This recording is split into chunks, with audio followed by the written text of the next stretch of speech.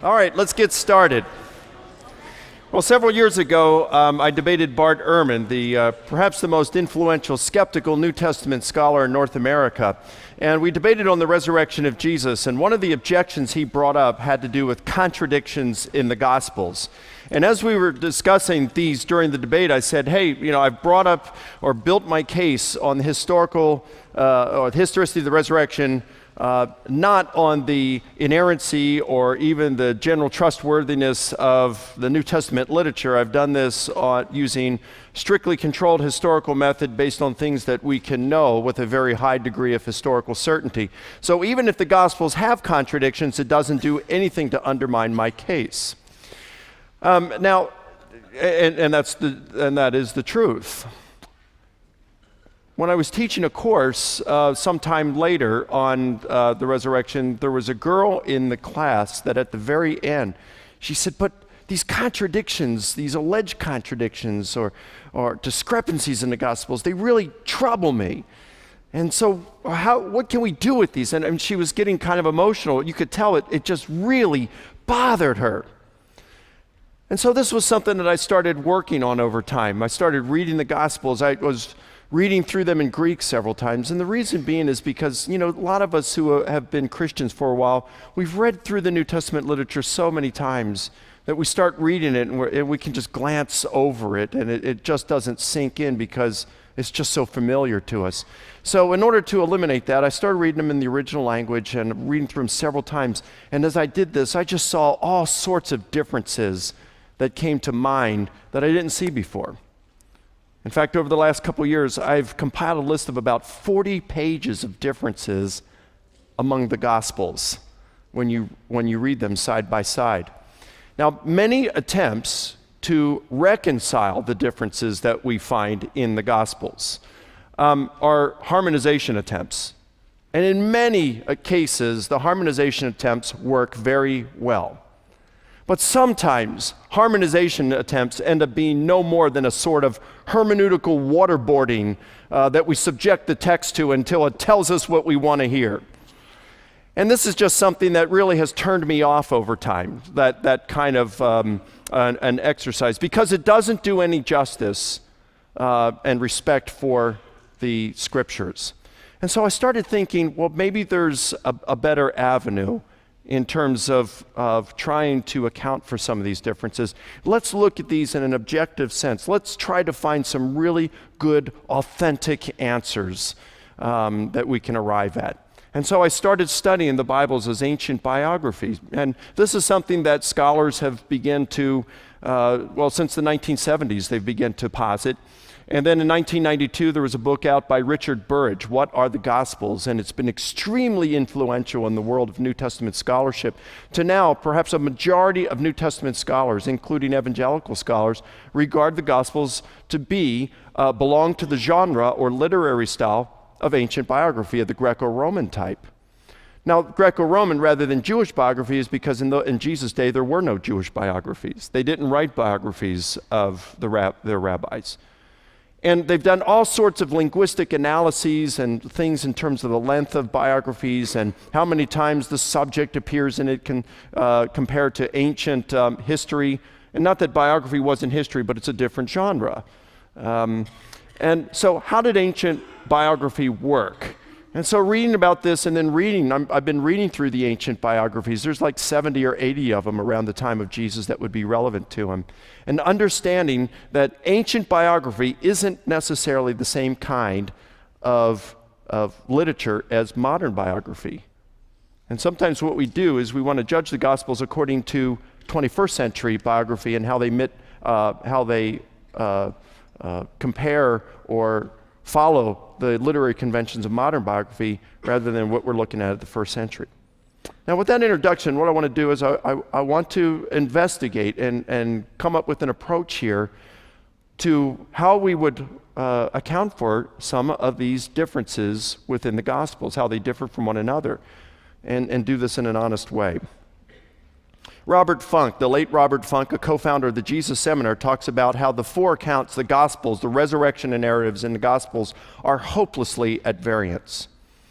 Willy Marxen, a German liberal New Testament scholar, says a harmonizing of these differing presentations is not possible. They say, yeah, but that's Robert Funk of the Jesus Seminar, that's Willy Marxen. I mean, come on, these are liberal scholars. Of course they're going to say something like that. What about a more conservative scholar? Well, how about N.T. Wright?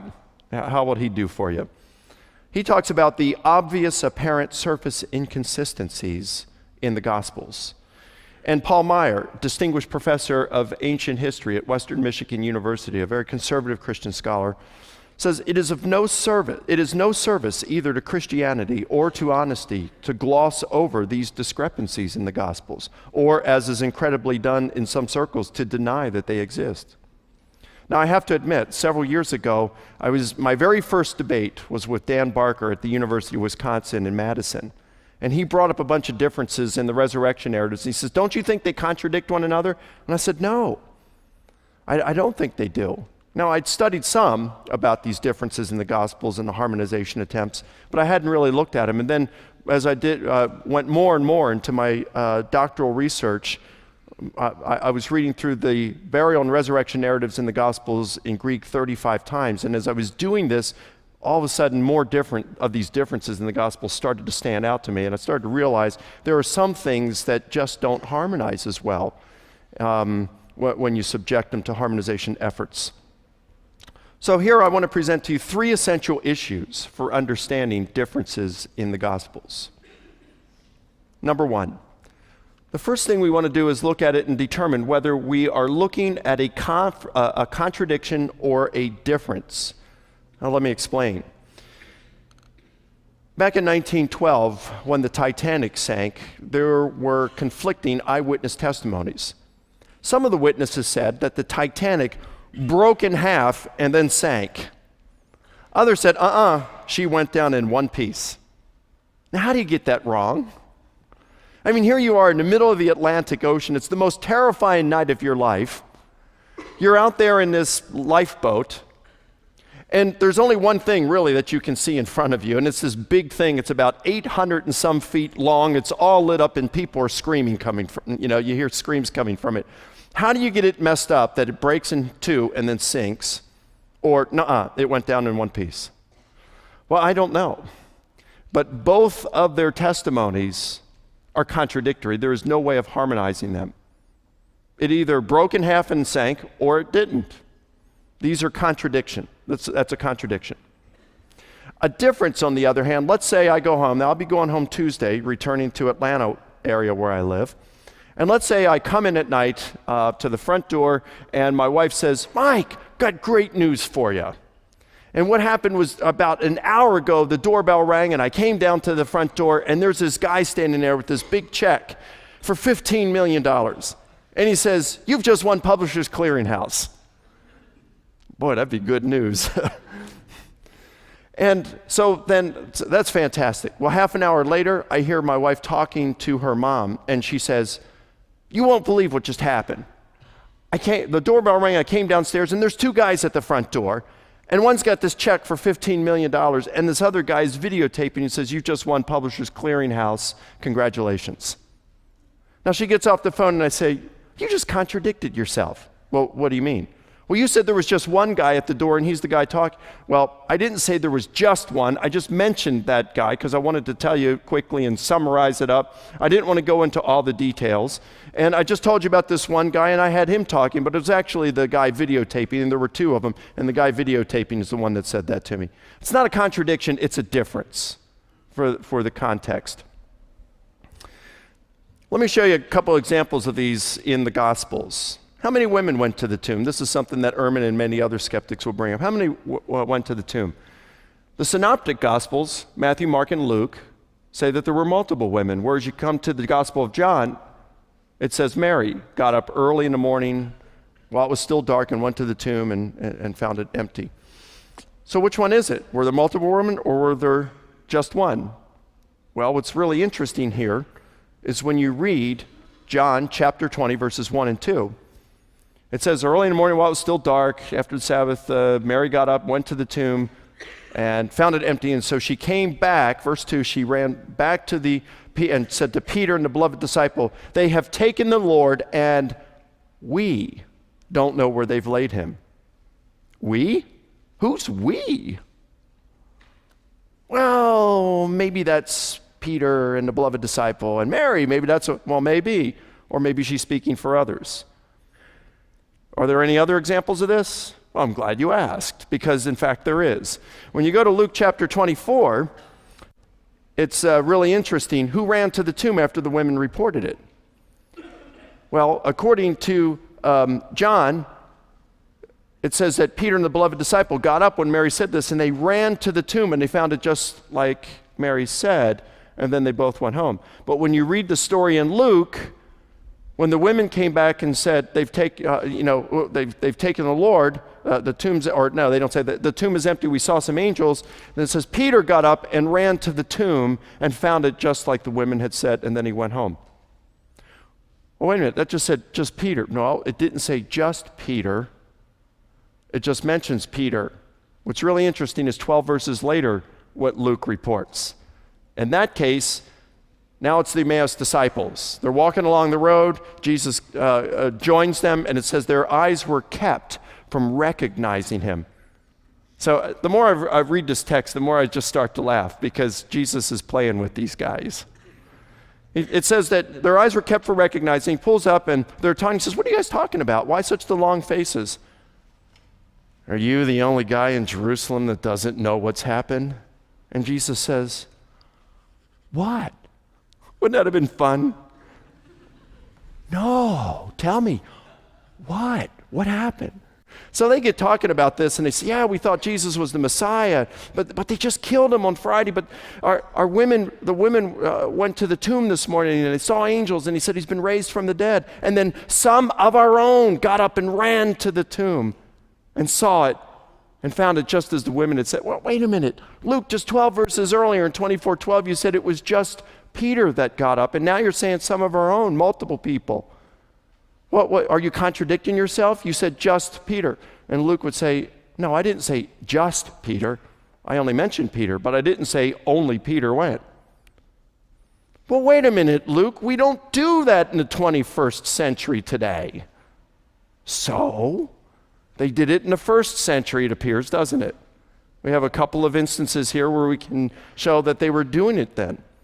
And again, we have to judge them according to how they were writing according to first century literary conventions, not 21st century. Listen, Matthew, Mark, Luke, and John did not sit on a committee for the misleading of future historians. Point number 2, the genre of the gospel. Genre means literary type. Now, there's all kinds of genre out there. For example, you turn on the evening news, it says, "Good evening, this is the evening news." Now, the genre that it's supposed to be, we're supposed to get a pithy, unbiased report of the world events of that day. Now, of course, we all know it doesn't matter what network we're watching. It might be pithy, but it is not unbiased.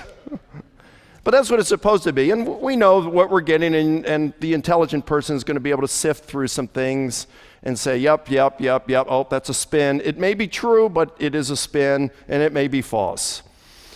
Well, what about when you pick up a book and it says "Once Upon a Time"?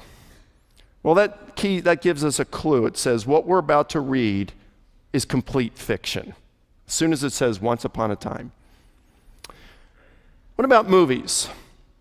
Well, there are degrees of historical authenticity. For example, it could say based on a true story. What does that tell us? What we're about to view is almost identical to what happened. What if it says it's inspired by a true story? Well, that means the producers have taken a degree of dramatic license there, right? So that the actual people involved could watch that story and say, "Wow, that's a whole lot like what we were involved in." Well, what if it says, and then there's fiction. Now, I remember a few years back, my family, we got the DVD and we watched the movie Rules of Engagement. It's a great movie, very exciting. And afterward, I got thinking about, well, what are these guys doing today? Because at the very end of the movie, it said, the colonel retired honorably and went on to do this. And the attorney got back into practice and gave up being an alcoholic and got control of that and went off and did this in this state. And I thought, wow, I wonder what they're doing today. So I looked it up online, and I found that they're not doing anything because they never existed. So it had this degree of verisimilitude here where it presented it as though it were true, but it wasn't. Another movie, I hate to disappoint you with this, but Facing the Giants. I live in the Atlanta area, and the church that produced this movie is like 2.5 hours away from me in Georgia. And so watching that movie, I was just so inspired. And so I decided, I wonder what that football team is doing now. And so I went online and I looked, and I can't find the school anywhere, And it's because it doesn't exist. It was like, wow. Well, so we have these different degrees of historical authenticity. Well, what about when we come to the Gospels? What are we looking at? Well, of course, the average Christian's going to say, well, we've got these accounts that presents everything exactly how it occurred. And of course, the problem is then when they bring up differences in the gospel, you say, exactly? Really? Well, what about this or this? Did Jesus carry his cross all the way, like John says? Or did Simon of Cyrene come in and help him, like Matthew, Mark, and Luke say? And did both thieves curse Jesus on the cross, like Mark says? Or did one say, Lord, remember me when you come into your kingdom, like Luke says? And you start to see these kinds of things. So we want to look at the Gospels as Greco-Roman biographies. And we find that this was a genre that looked to reporting history, but the authors, various biographers, varied in their degrees of how accurate they were.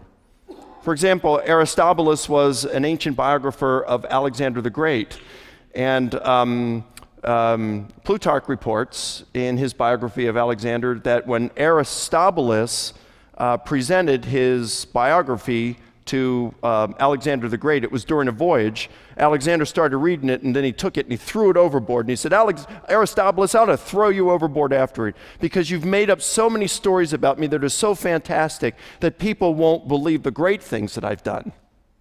So we know that Aristobulus took great liberties and invented stories. But biography changed over the years, and that's the 4th century BC.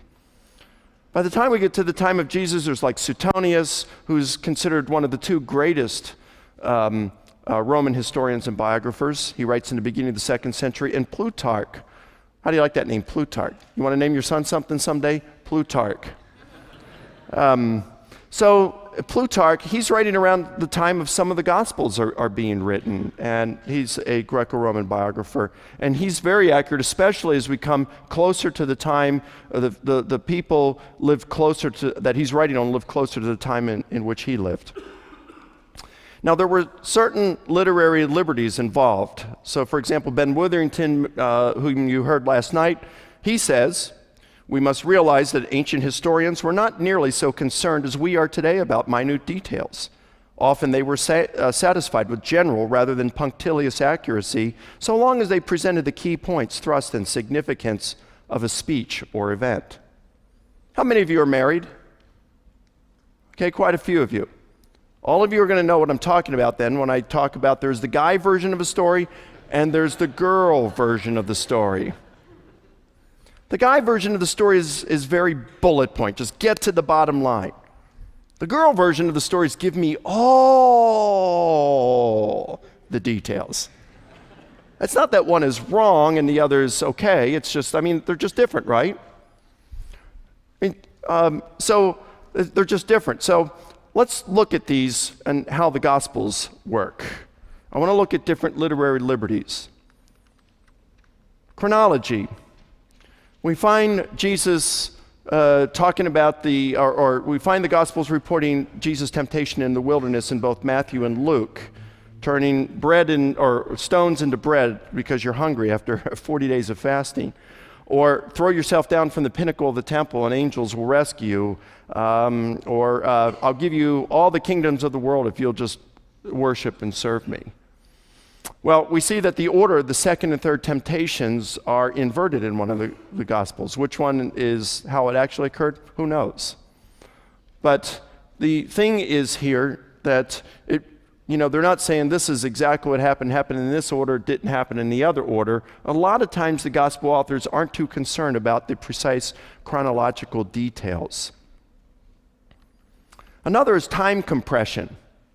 Now, let's talk about, you got a couple of these happening, like with the example of Jairus' daughter. You'll have Mark, he gives us the girl version of the story. It's a lot more detail involved. Matthew compresses it. So Mark will say that Jairus came up to Jesus and said, let's look at what he says, because I have it here. One of the synagogue officials named Jairus came up and on seeing Jesus fell at his feet and implored him earnestly, saying, "My little daughter is at the point of death. Come and lay your hands on her so that she will get well and live." And he went off with him. They came from the house of the synagogue official saying, "Your daughter has died. Why trouble the teacher anymore?"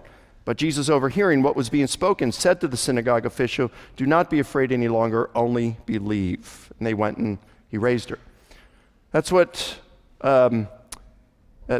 Mark and Luke say. Now here's what Matthew says.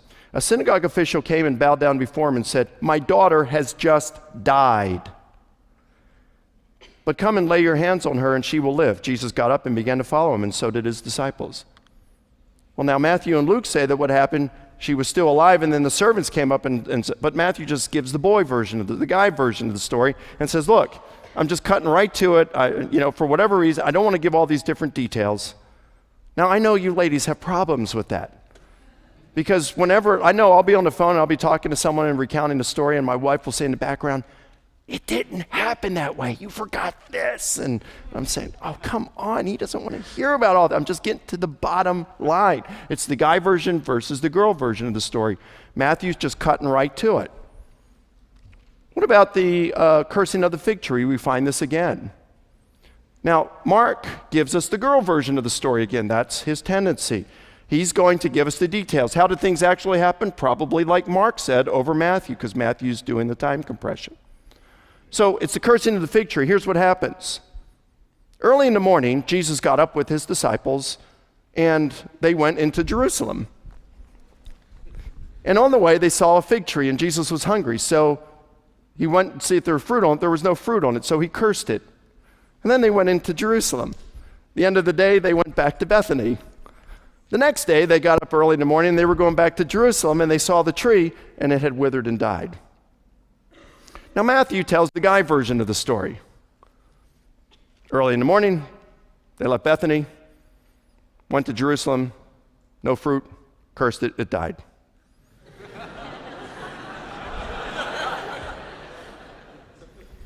And then they went in the next day, they came on, and the next day, no fruit on it, they cursed it, it withered up immediately and died. It's not a contradiction, it's time compression. He doesn't want to get into all the details, he's just getting to the bottom line.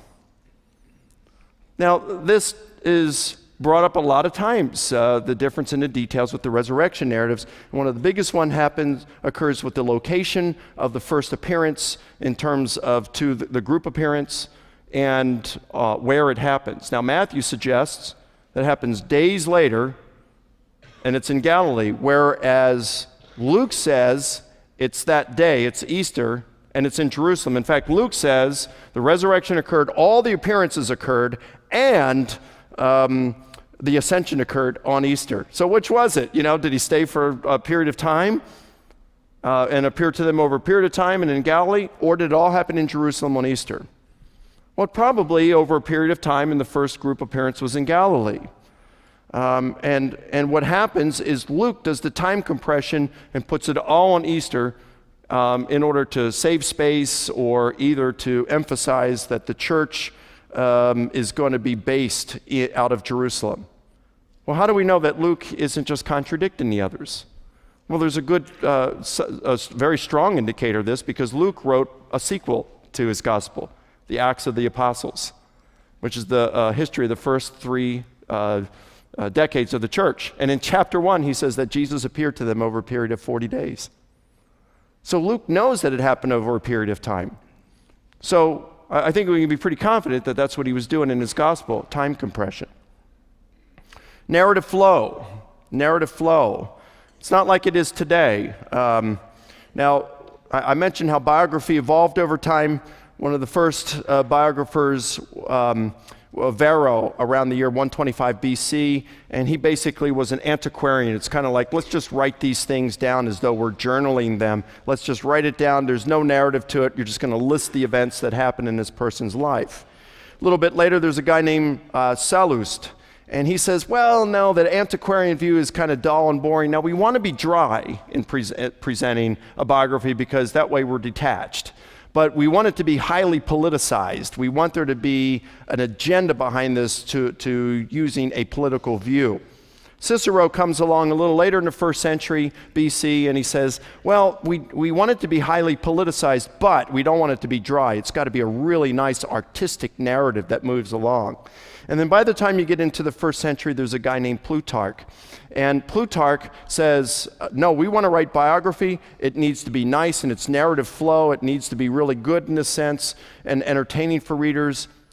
But the primary objective of a biography is not to be politicized. It's to show a person's character, the good and bad points of their character. And he's the one writing around the same time as the Gospels are writing. Now, as far as we know, there's only one treatment, or one that has survived from antiquity, on how they wrote history. And its title is How to Write History by a guy named Lucian in the middle of the 2nd century. And here's what he writes. All the body of the history is simply a long narrative. So let it be adorned with the virtues proper to narrative, progressing smoothly, evenly, and consistently, free from humps and hollows. Then let its clarity be limpid, achieved, as I have said, both by diction and the interweaving of the matter. For he will make everything distinct and complete, and when he has finished the first topic, he will introduce the second, fastened to it and linked with it like a chain to avoid breaks and a multiplicity of disjointed narratives.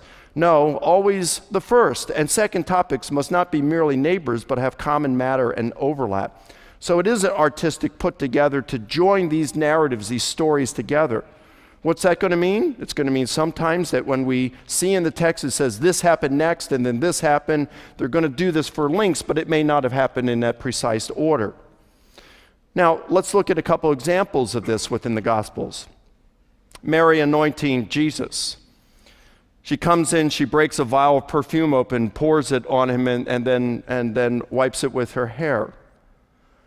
Well, if we read in the Gospel of John, it happens prior to Palm Sunday, but when we read it in Matthew and Mark, it happens after Palm Sunday. Well, which was it? If we take this in a very wooden sense, we have a contradiction. But understanding how ancient biographers would write, not so much concerned with chronology as we saw a little bit earlier, and things got to be linked together. The link here when it comes to John is John had just told the story of Jesus raising Lazarus from the dead. He hasn't mentioned Mary and Martha at that point. And so John, again, now the Gospels, synoptics, Matthew, Mark, and Luke, bring Mary and Martha up earlier. They're mentioned in their Gospels, but John hasn't mentioned them yet. He mentions the raising of Lazarus from the dead, and you're thinking, oh, okay, well, we've just mentioned the raising of Lazarus. We've seen Mary and Martha. I got a story I want to tell you about Mary. And he brings it up, but he's talking about as though it's in chronologically at that point prior to Palm Sunday, when in actuality it happened afterward. But he's linking them together. Now, some today might have problems with that, but again, we've got to look at how the Gospels or the literary conventions of the 1st century, not those of the 21st century. They weren't so concerned as we are with some of these insignificant details. What about when Jesus tells Peter he's going to deny him?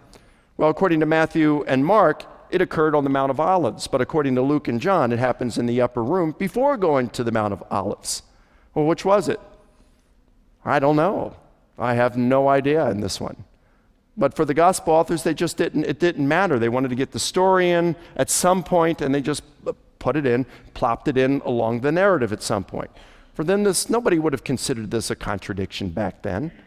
They're just not concerned about the precise arrangement of the details at that point. I'll tell you what, because of lack of time. Gosh, and this is a neat one. Well, let me just go through this. Stumbling block to children. Here's what Matthew, this is where Jesus talks about, don't cause one of these little ones to stumble. Matthew 18, 1 through 6. At that time, the disciples came to Jesus and said, "Who then is greatest in the kingdom of heaven?" And he called a child to himself and set him before them and said, "Truly I say to you, unless you are converted and become like children, you will not enter the kingdom of heaven. Whoever then humbles himself as this child, he is the greatest in the kingdom of heaven. And whoever receives one such child in my name receives me. But whoever causes one of these little ones who believe in me to stumble, it would be better for him to have a heavy millstone hung around his neck and to be drowned in the depth of the sea." When we read the same story in Luke, this happens right after telling a story about the rich man and Lazarus. And Luke then reports Jesus saying the following. This is the context. Right after reporting about the rich man and Lazarus, Luke says, Jesus said to his disciples, "It is inevitable that stumbling blocks come, but woe to him through whom they come. It would be better for him if a millstone were hung around his neck and he were thrown into the sea, that he would cause one of these little ones to stumble." One of what little ones? He hasn't mentioned anything about pulling a child in front of him and talking, or the disciples asking him questions. The context, again, he's just talked about the rich man and Lazarus. This just is pulled in. Luke wants to get the story in, and he brings this in. He's obviously aware of the story that is told in the other Gospels, in Matthew, because he's mentioning the little ones, which he doesn't mention in his narrative. So we could see that they could pop a story in at some point. It doesn't have to be chronologically at the same time. Okay, photo or portrait. And what I've done is I've gone from the most insignificant differences in the Gospels, and then I show more significant, and now we're getting into the rather significant differences in the Gospels. A photograph, if I were to take a photograph of, let's say, Chris Shannon, my friend who's sitting right there. Now, if I took a photograph of him right now, it would be very accurate, talking about, what your hair color is and about your age and what clothes you were wearing, and there were people around you, and you've got name tags on, so you must be at some kind of conference. So it would tell me some minor details, but it may not tell me what conference he's at or what he's doing here or where this is at. In antiquity, as well as even later on and even sometimes today, when you paint a portrait of a person, you may put details in that portrait that aren't necessarily accurate for that particular period of time. Like in the Renaissance days, you might have a person standing by a window, which would suggest that the person was a businessman. Or maybe you'd put a dog in the picture to show that the guy's character or the woman's character, they were faithful. Or maybe you'd paint a scene, a battle going on in a hill in the background. Now, of course, that's not happening at that point. Whoa, wait a minute. Whoa, boy, that arrow was close. That's not going on at that time, but it's there to paint the picture that guy was in the military, okay? So that's a portrait. It may not have the precise accuracy that a photograph is going to have, but it's going to communicate more about the character of that person. Well, which are the Gospels? Well, they're both. And Gospels like John have more of a portrait, they do more of the portrait at times than the synoptics do. Let me just give you an example of this, but this comes from Matthew's Gospel. Now, sometimes we talk about the difference in the genealogy between Matthew and Luke. I'm not thinking about that. I'm thinking about Matthew's genealogy versus the genealogies as presented in the Old Testament. Matthew says in chapter 1, verse 17, "So all the generations from Abraham to David are 14 generations. From David to the deportation to Babylon, 14 generations. And from the deportation to Babylon to the Messiah, 14 generations." So you have 14, 14, 14. But when you compare Matthew's genealogy with what we find in the Old Testament, in the chronicler, we find that the chronicler includes 4 additional generations that Matthew doesn't list. And yet Matthew says this is all of them. Well, what's the deal there? And why the 14, 14, 14? That's kind of interesting. Well, we really don't know for certain, but a few years back, there were 2 New Testament scholars who proposed an idea that a lot of scholars now accept, and even evangelical scholars accept. And they say that what Matthew was doing here is using a Hebrew idiom called gematria. And what gematria did was it assigned a numerical value to letters. And so what you have here is you got this 14, 14, 14, and when you put that together, you come up with the name Dawid or David. Could it be then that Matthew intentionally omitted 4 generations in order to tell the readers that Jesus is the son of David? Not a contradiction if that's what he's doing, because remember, in biography, you're painting a portrait at times. You have the ability to paint a portrait, the freedom to do that over having pictorial accuracy. The Gospel of John, there's a conservative scholar who wrote the following: what Shakespeare does by dramatic insight, and it may be added, what many a preacher does by homiletical skill, all this and much more the Spirit of God accomplished in our evangelist, the author of John's Gospel. It does not take divine inspiration to provide a verbatim transcript, but to reproduce the words which were spirit and life to their first believing hearers in such a way that they continue to communicate their saving message and prove themselves to be spirit and life to men and women today, 19 centuries after John wrote. That is the work of the Spirit of God. Now he's writing this because he says that you have Plutarch report the assassination of Julius Caesar and what happens to the assassins afterward. He says that Shakespeare takes some liberties, dramatic license with that, and puts some things in there, changes the story a little bit to make it more dramatic. And this conservative scholar says that that's what John does in his reports of Jesus at times to what the synoptics are reporting. Who was this author, this scholar? F.F. Bruce. And where do we see this? Do we see this happening in the Gospel of John at times? I think we do. Let me just give a couple of that. In drinking the cup, this is one that bothered me for a while until I understood a little what John was doing. In Mark, it says, Abba, Father, all things are possible for you. Remove this cup from me, yet not what I will, but what you will. It's pretty much the same thing in Matthew, pretty much the same thing in Luke. But when we come to John, Jesus says, now my soul has become troubled, and what shall I say? Father, save me from this hour? But for this purpose I came to this hour. What? In the synoptics, you want out of this.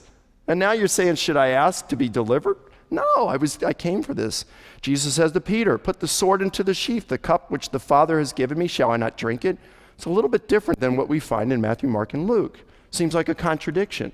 But not if we understand that John is painting a portrait of Jesus here. And the bottom line is, if we were to summarize this, the synoptic gospels report that Jesus struggled with taking the cup, asked God to spare him if at all possible. When he learned that it was not possible, he submitted to God's will and willingly accepted it.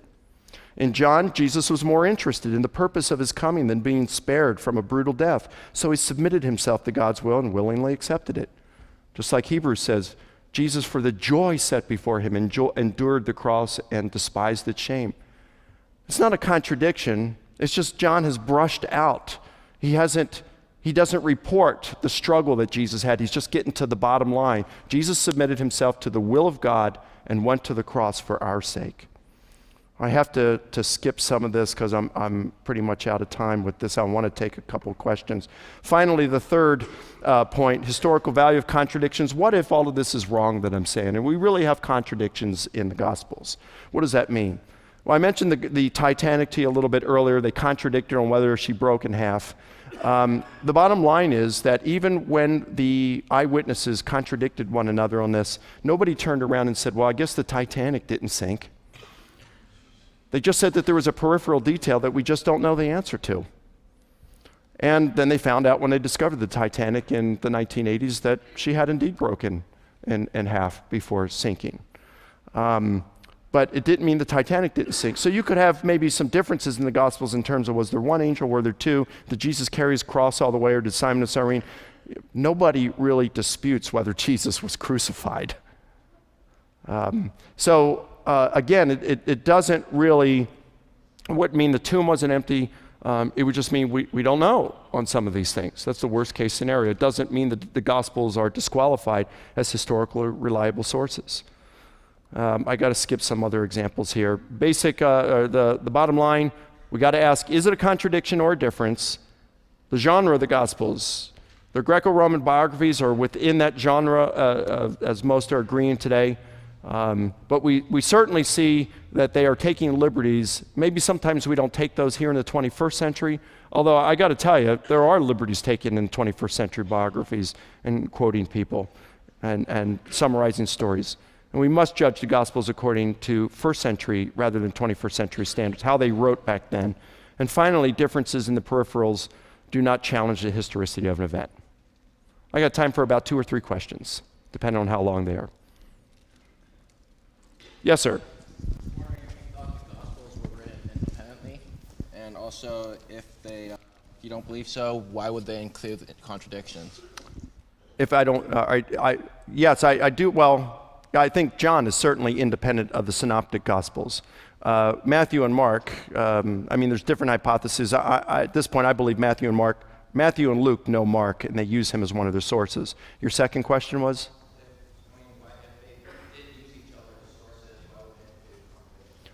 Well, if they did use each other as sources, why would they include contradictions? What I'm proposing here is they aren't contradictions. They were just literary freedoms, a license that they had back then that they could take in order to make certain points. So they wouldn't have regarded them as contradictions. Yes, sir. Hello. Was there really a boy in the feeding of the 5,000? Was there a what? Like when Jesus feeds the 5,000 or whatever, was there really a boy who gave the 2 fish and the bread? Was there really a boy who came up and gave fish and bread to Jesus and the disciples in the feeding of the 5,000? I would have no reason to doubt that. Yes, don't worry about it. He can, well, okay. Bruce. When you use the Greco-Roman biographies as the identification of the genre of the Gospels, some people object to that and say that the Gospels are a genre of their own. And often that means that there are theological issues that are built into that identification of the genre. So why do you prefer to use the Greco-Roman biographies as your model? And I suppose there are 2 different audiences there. There's a skeptical audience that you're addressing, and then of course there's the problem of addressing the church itself. Okay, well, when we look at in the Gospels, we would see different genres even within the Gospels, like parables. Well, how do we know they're parables? And some of them are more easily identified than others. What about the rich man and Lazarus, where it says, the rich man is in hell, and Lazarus is in Abraham's bosom? The majority of people regard that as a parable, but some will say, no, it's not a parable because parables typically don't mention names, and you got Lazarus mentioned there. So there's room for dispute there. But I don't think it's going to be any problem if someone says, well, that's a parable. What we're looking at there. Proverbs, we don't read those literally, like in Proverbs 8, that there's an actual thing called wisdom standing there on the rooftop and crying out, all the naive and simpletons, come and learn from me, things like this. So the same thing, we look at the Gospels to try to figure out what's the best way of understanding these. Now, maybe they are a unique genre. Some still hold to that. Back in the 1980s, though, and even the 90s, you had the Jesus Seminar saying, yes, they're a sui generis, they're a unique genre, and they're mythical. Now, some Christians would say, yes, they're unique genre, but they're absolutely historical.